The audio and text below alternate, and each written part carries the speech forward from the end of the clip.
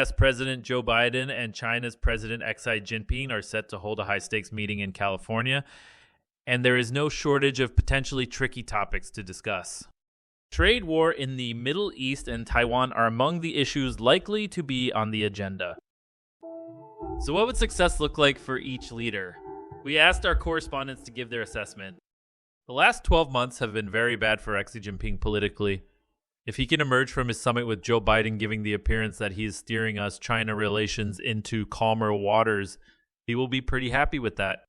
China's leader is clearly all-powerful, but even he feels pressure, and after a string of perceived setbacks, he needs a solid public win.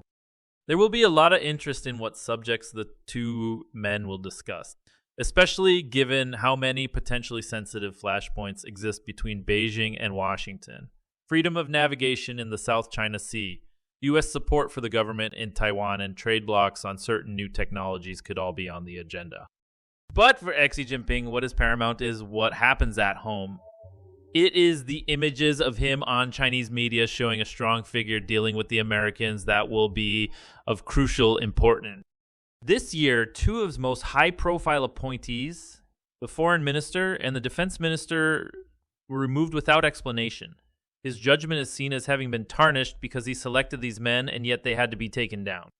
Then there was the purge of rocket force generals, leading to an overhaul of who was in charge of the country's nuclear missiles. Rumors have been swirling around about why those at the top of this elite nuclear unit were replaced, but whatever the reason, this has further fueled the impression that all is not well in the upper echelons of the Communist Party.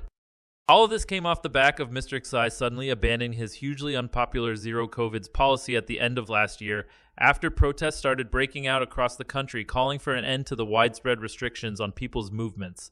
It led to an unknown death toll as the virus exploded. Added to that, the once seemingly unstoppable machine of the Chinese economy is spluttering and stalling with record high youth unemployment, tech sector layoffs, and a housing crisis. Some good news about China's relations with the other world superpower would not go astray, even better if it leads to more trade. No one is expecting a major breakthrough in this meeting. A major improvement in the relationship between these two nations is not realistic. The purpose is to try and make sure that relations do not get worse.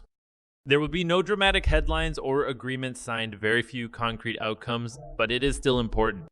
To understand the significance, you have to imagine what could happen if this meeting did not take place and relations between China and the US continued to deteriorate. All the different ways in which the two countries might clash with dangerous consequences. President Biden is expected to say that he wants China to use its increasing influence with Iran to make clear that it should not take any provocative actions in the Middle East that could provoke a wider regional war.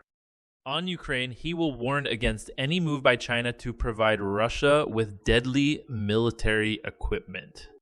One important thing America wants to achieve is reestablishing military communications. Allowing their generals to talk to each other could be crucial in making sure that misunderstandings do not become dangerous flashpoints. After the U.S. shot down a Chinese spy balloon in February, officials in Beijing would not answer a call from the U.S. Defense Secretary. The biggest point of contention, however, is Taiwan. China broke off military communications after the visit to the self-governing island by then House Speaker Nancy Pelosi last year. More recently, a Pentagon report said that China is significantly building up its stocks of nuclear weapons and taking increasingly dangerous actions to deter US forces in the region. Once again, avoiding a further deterioration in relations over Taiwan could be considered a victory of sorts. There's also the matter of economics and trade to discuss. This includes America's ban on the export of certain sophisticated semiconductor chips to China. Additionally, on the agenda will be American complaints about Chinese-made fentanyl that us authorities say is flooding the country, and warnings against China attempting to interfere in next year's US presidential election. Mr. Biden believes that his decades-long track record in foreign affairs and personal relationships with leaders around the world make him uniquely placed to diffuse global tensions. This meeting will be a significant test of that.